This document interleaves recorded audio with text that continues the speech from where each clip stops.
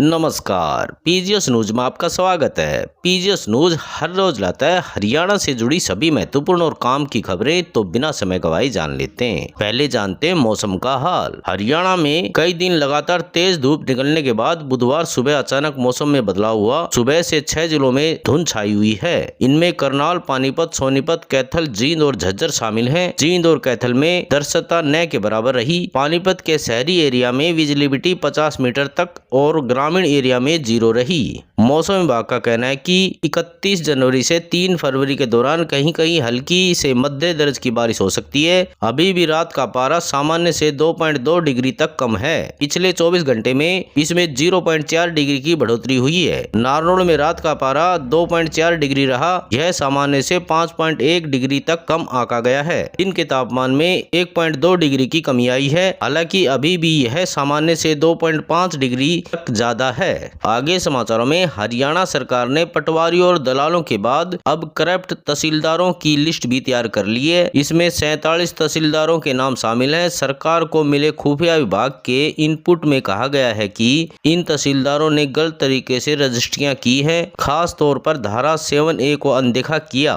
फिर रुपए लेकर वहां रजिस्ट्री कर दी। सरकार को इसके पास आय से अधिक प्रॉपर्टी होने का भी शक है। पटवारियों और दलालों की लिस्ट लीक होने के बाद सरकार ने इसको पूरी तरह से सीक्रेट रखा है। हालांकि उनकी तैनाती के जिलों के डिप्टी कमिश्नरों को नाम भेजकर रिपोर्ट तलब कर ली गई है। रेवेन्यू मंत्रालय से जुड़े टॉप सोर्स ने इसकी पुष्टि की है। आगे समाचारों में कांग्रेस के प्रदेश प्रभारी दीपक बाबरिया की ओर से जारी की गई निकाय चुनाव को लेकर कांग्रेस की सूची में सिरसा से पूर्व सीएम भूपेंद्र हुड्डा और सांसद कुमारी शैलजा दोनों के करीबी लोगों को स्थान मिला है। डबवाली के पूर्व विधायक अमित साहग और उसके पिता डॉक्टर केवी सिंह को भी इंचार्ज के रूप में काम करने का मौका मिलेगा। गौरतलब है कि दीपक बाबरिया की ओर से मंगलवार रात को एक सूची जारी की गई है, जिसमें निकाय चुनाव को लेकर जिला इंचार्ज, ग्रामीण और शहरी कन्वीनर और को कन्वीनर के साथ साथ साउथ व नॉर्थ जोन कोऑर्डिनेशन कमेटी के सदस्य भी बनाए गए हैं। आगे समाचारों में उत्तर पश्चिमी रेलवे के द्वारा जोधपुर मंडल की भगत की कोठी यार्ड में टेक्निकल वर्क के लिए नॉन इंटरलॉकिंग ब्लॉक लिया जा रहा है। ऐसे में रेल ट्रैफिक प्रभावित होगा। रेलवे ने फरवरी महीने में कई ट्रेनों को रद्द किया है। इसमें सीकर से चलने वाली 2 ट्रेन भी शामिल है। इस संबंध में रेलवे ने सूचना जारी की है। उत्तर पश्चिमी रेलवे के मुख्य जनसंपर्क अधिकारी कैप्टन शशि किरण के अनुसार गाड़ी संख्या 54,804 रेवाड़ी सीकर से ट्रेन 24 और 25 फरवरी को रद्द रहेगी। वहीं गाड़ी संख्या 54,803 सीकर रेवाड़ी ट्रेन 25 और 26 फरवरी को रद्द रहेंगी। आगे समाचारों में कैथल के गांव टीक स्थित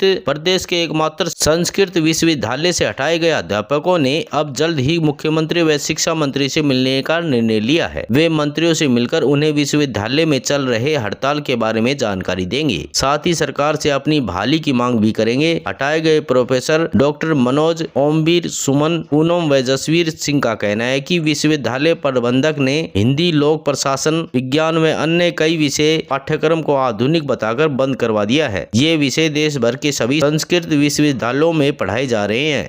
आगे समाचारों में 2025 की पहली अमावस्या मौनी अमावस्या बुधवार को यानी आज है। धार्मिक मान्यताओं में मौनी अमावस्या को विशेष महत्व दिया गया है। मौनी अमावस्या जहां पितरों को खुश करने के लिए विशेष महत्व रखती है, वहीं पितृ दोष भी इसी दिन दूर किया जा सकता है। पंचांग के अनुसार मौनी अमावस्या की तिथि का प्रारंभ 28 जनवरी को रात 7:35 पर हो रहा है। वहीं इस तिथि का समापन 29 जनवरी को शाम को 6:05 पर होगा। जींद जिले के पिंडारा तीर्थ पर आज श्रद्धालुओं की भीड़ उमड़ी और पितृ तर्पण पर पिंडदान किया। आगे समाचारों में हरियाणा के 2 बच्चों को प्रधानमंत्री नरेंद्र मोदी के कार्यक्रम परीक्षा पे चर्चा में प्रश्न पूछने और चर्चा करने के लिए चुना गया है। इस कार्यक्रम में चर्चा करने के लिए देश भर से 49 बच्चों का चयन हुआ है, जिनमें हरियाणा से नारनौल की खुशी और सिरसा का अजय शामिल है। प्रधानमंत्री नरेंद्र मोदी आज 29 जनवरी को भारत मंडप में इस कार्यक्रम के तहत छात्रों से संवाद करेंगे और परीक्षा से जुड़ी उपयोगी टिप्स देंगे।